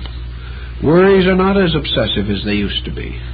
Instead of that, we have a constant enjoyment, and out of this, much better psychological integration. The happy person is capable of a good religious life. The unhappy person is not. The individual who is driven to religion by his miseries is a poor candidate. The individual who comes to religion because he joyfully wants the experience of religion is an entirely different problem. For instance, in many of the Japanese Buddhist sects, the sect founded by Honen is one of the most outstanding examples. Throughout Buddhism, no one ever prays for anything. They simply pray in the sense of making a statement of gratitude. A prayer is an offering of words. It is not a requirement. Just as a man brings a little bowl of rice or a little fruit to the altar, he brings of what he has and gives. He is not there to gain, he is there to give. As Honen, before his passings, pointed out, that actually there is only one attitude we need to take toward the universe, and that is the attitude of gratitude. There is nothing that we actually need that is not available to us if we are willing to earn it and to live the life that makes it possible. We don't have to be praying for the forgiveness of sins. If we're real people, we'll correct our own mistakes.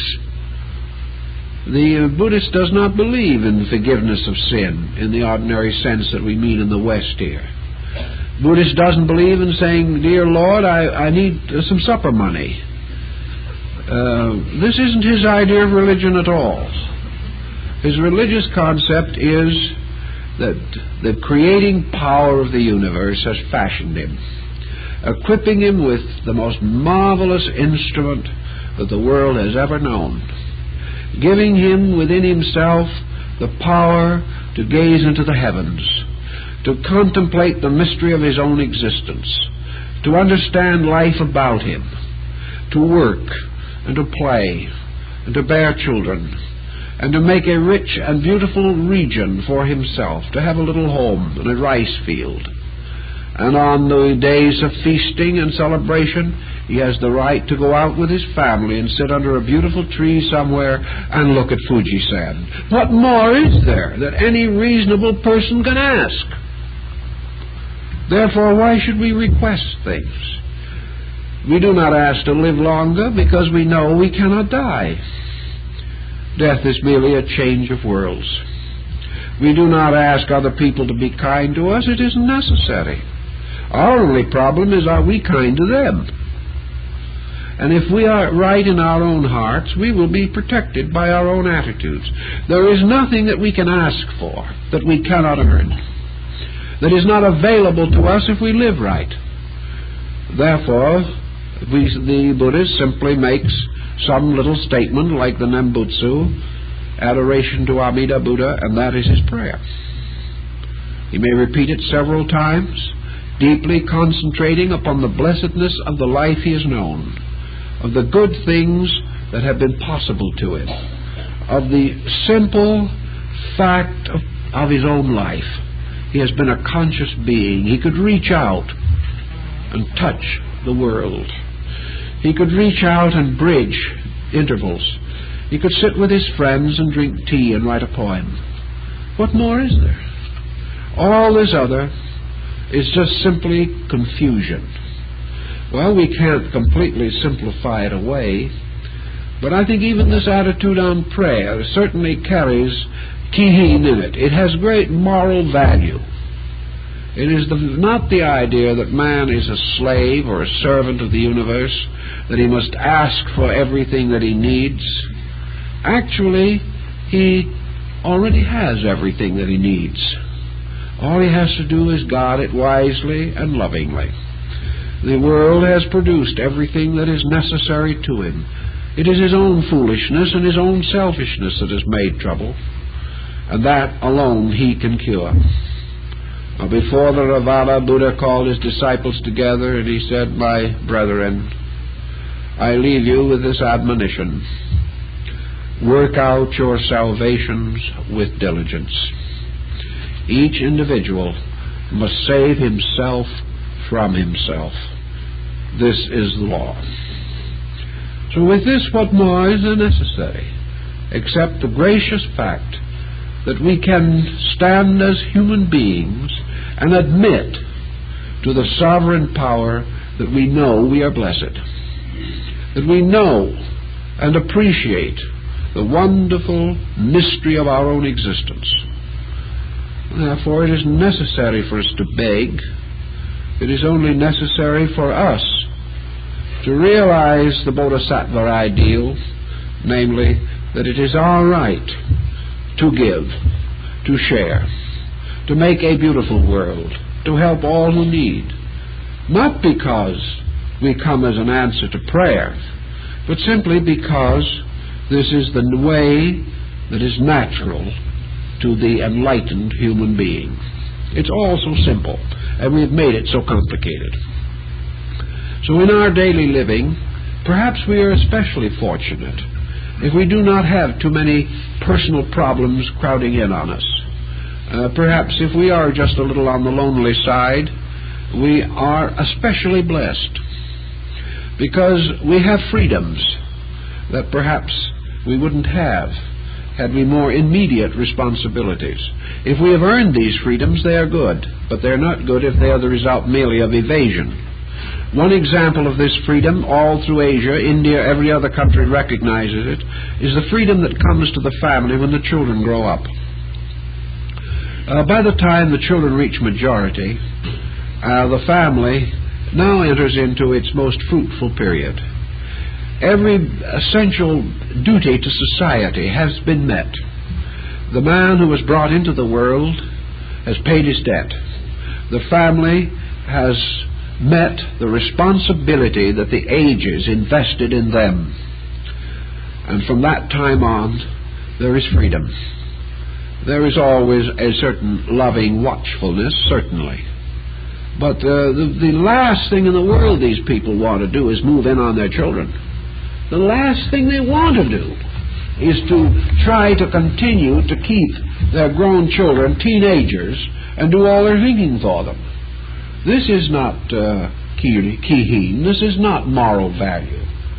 The moral value is now that the individual has the right, not by neglect, but by desert, to create his own inner life, to have more and more opportunity to mingle consciousness with the stars and with the growing green things of life, so that to be brought to the point where we can devote our lives to the improvement of consciousness without slighting anything else, without failing in any responsibility.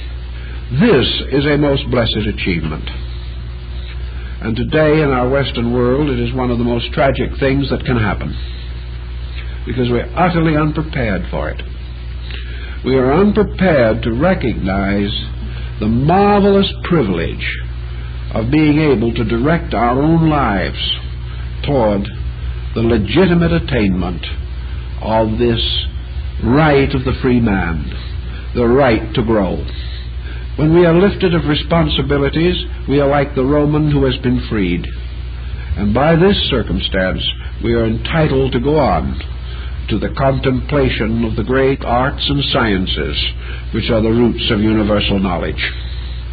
It's all in the attitude. It's all in the way in which we face things which we should be faced with graciousness and understanding. So if we can make that little change in our own perspective toward life, we find that we do walk in the light, and that life is a gracious experience, and that everything that happens is a marvelous initiation in value. And this, if we can realize it intimately in our own lives, will contribute not only to happiness but to health and to practically every important objective of our lives. I think we should give it an awfully deep concentration and give it a lot of real thinking, because it means an awful lot to Western man and will mean more before this century is over. Well, time's up, so we have to stop with this little rumination that we've been carrying through the last several evenings. Of value. Nowhere do we find in any institution that we have created anything which guarantees the transmission of value. We may give our lives to religion, and we may really very seriously work with the subject, and yet we may come to the end of our days without ever having been religious.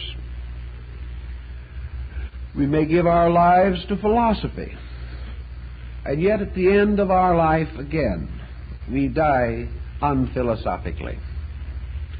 Thus we cannot assume that any system will automatically and inevitably bestow value. Value in every instance is something that we must contribute. We might say something like a problem in music. We go to a great concert.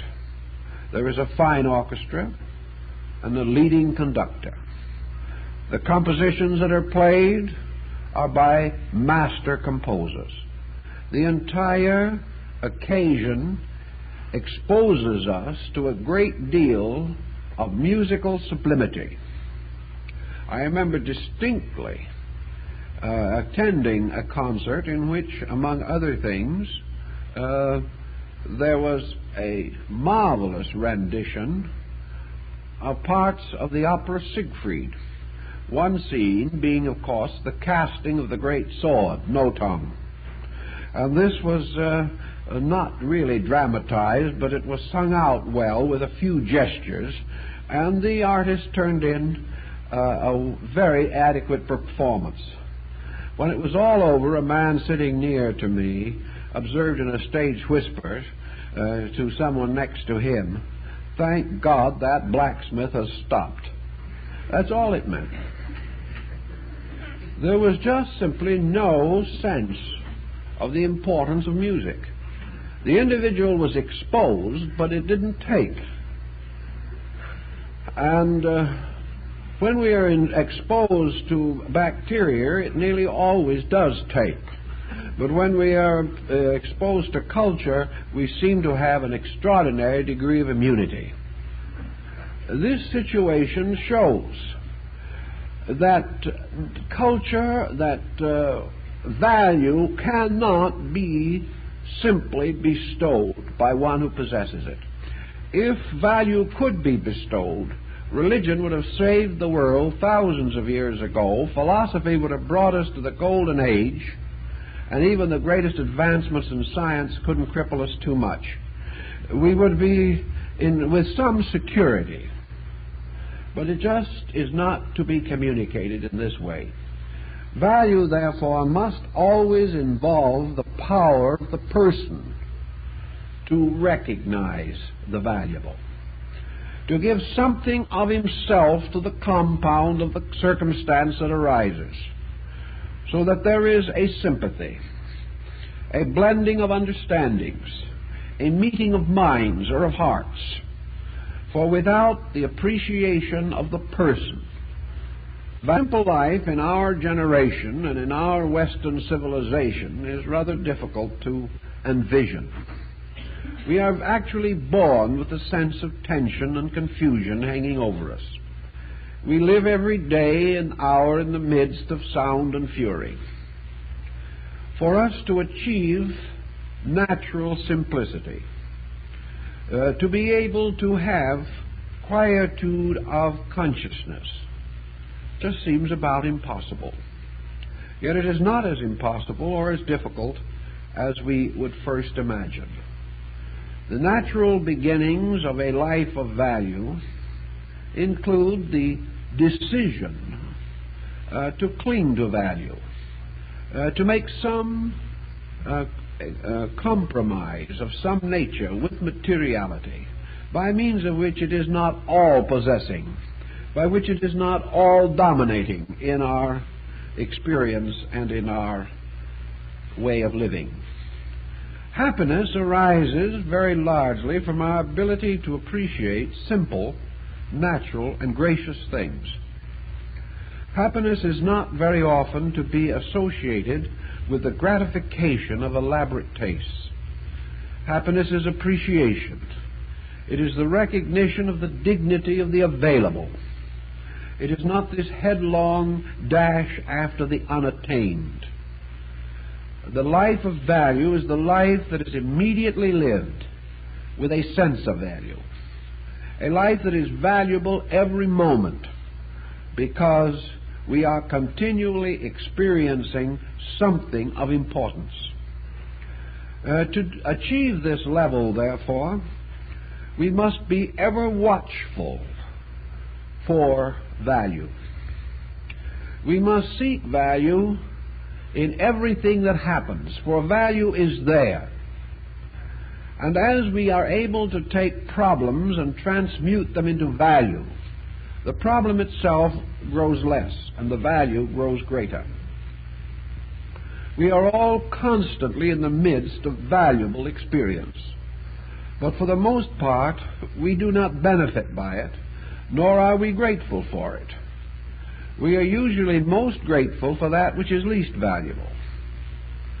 We are not glad because we remember, we are glad because we forget. We do not live with the constant attention and responsiveness to that which is fine or proper or noble or beautiful.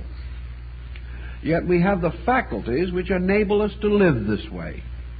And we know that other persons have achieved it. We also realize that what we call aesthetic value has been associated with art. But we are further aware that many artists never possess it.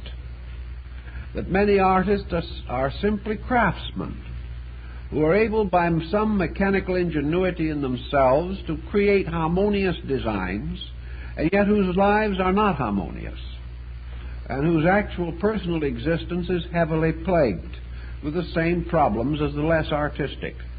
Therefore, skill in art is not necessarily a guarantee.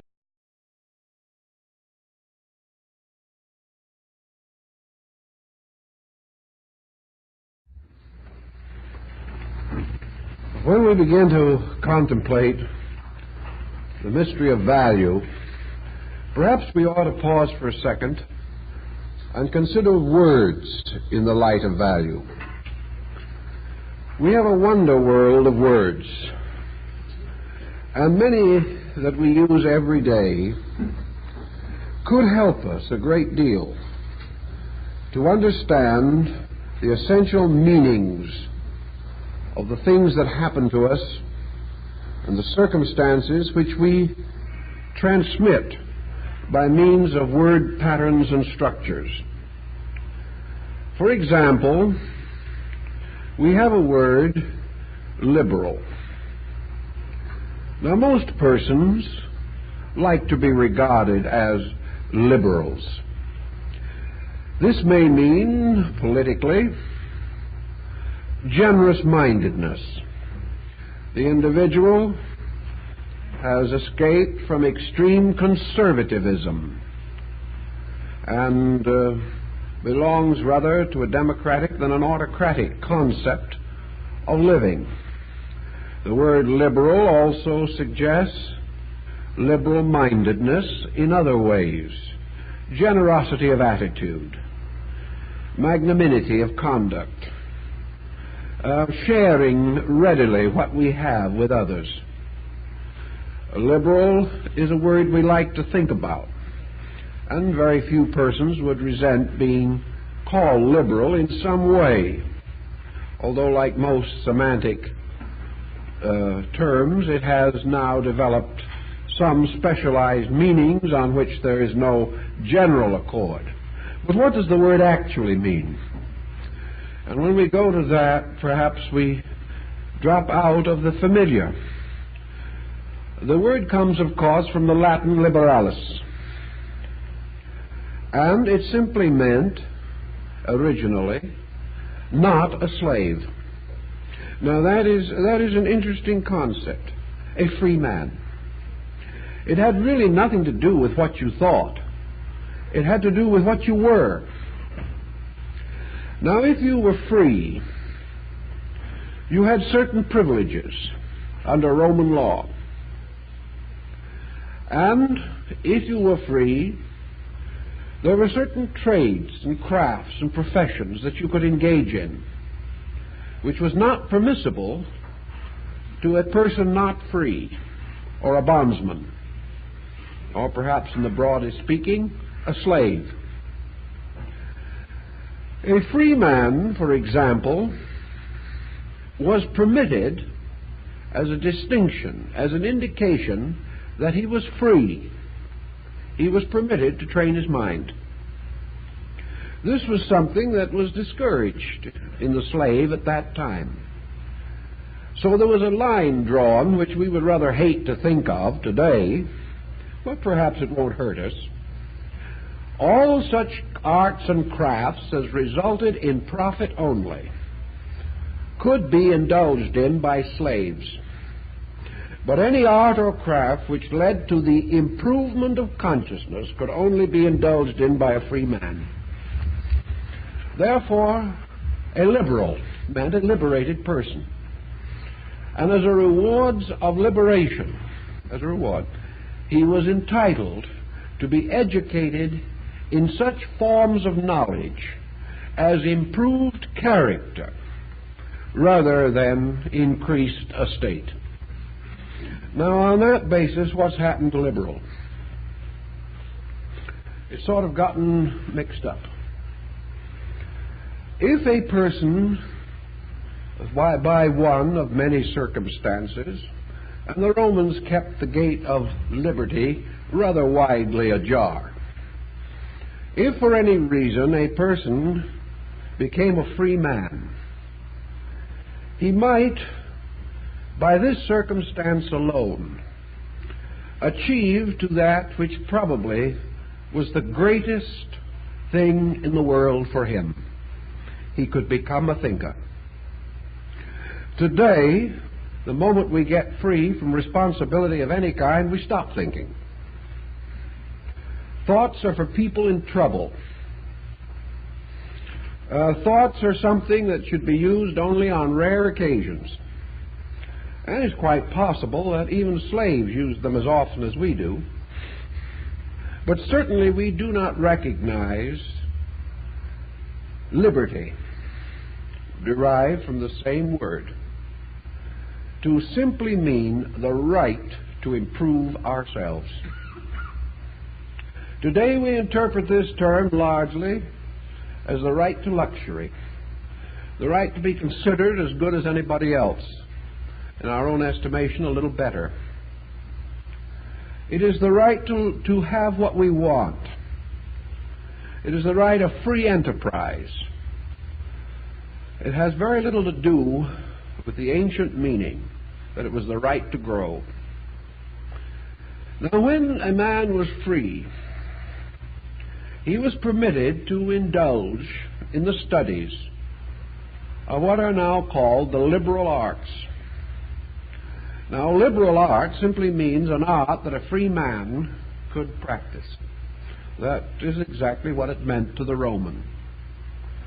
Therefore, the liberal arts were those which were permissible to any person born free or who had attained freedom by any of the various courses open under Roman law. Liberal arts, then, were not liberal-minded arts or generous arts. They were arts for free men. And these arts included, in the Roman concept of things, grammar, rhetoric, logic, arithmetic, geometry, music, and astronomy. These were the liberal arts. And when we get a Bachelor of Arts today in a university, it is presumed that we have qualified in some program bearing upon the arts that were open to free men. This sort of carries into our general thinking value. Here is an expression of a meaning of value which we may not generally consider. We value liberty. And this means, actually, that we value the right to devote a major part of our lives to study and self-improvement. That by circumstances which are equivalent to freedom, but circumstances often which we have to earn for ourselves, the individual, through his labor, earns the right to unfold his own consciousness. He has a body which will always be a bondsman, because the very concerns of the body are the concerns of those that are not free. Man who is in slavery to his own body is also a bondsman. But the individual who has a life in consciousness apart from body, that man is free. And this is the message of the Word, which we have called liberal. And it gives us a very good concept in relationship to Shabui, or this kihin that we talked about earlier.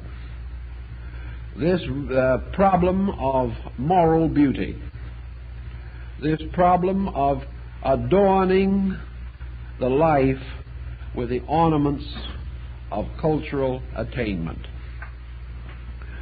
We want to live as far as we can in this world graciously. We want to live beautifully. We want to live in an atmosphere that is compatible with peace of mind and serenity of spirit. To achieve this end, we must perform some action that is apt or likely to result in the state of consciousness which we desire. We all know that a life undisciplined, undirected, and uncontrolled seldom attains any enduring value. It does not have pleasantness of years. It does not give us freedom from the importuning circumstances of the day. It does not give us happiness or contentment or peace of mind. Therefore, a life of value must be so controlled and directed that it becomes a valuable life. A life not only valuable to ourselves, but a life valuable to others. For we are never really happy unless we are doing something that is really meaningful. Any other form of recreation is rather hollow before we finish with it all. How to achieve, then, a life of value? Our great problem today is complication. The life of value must be a simple life. Now,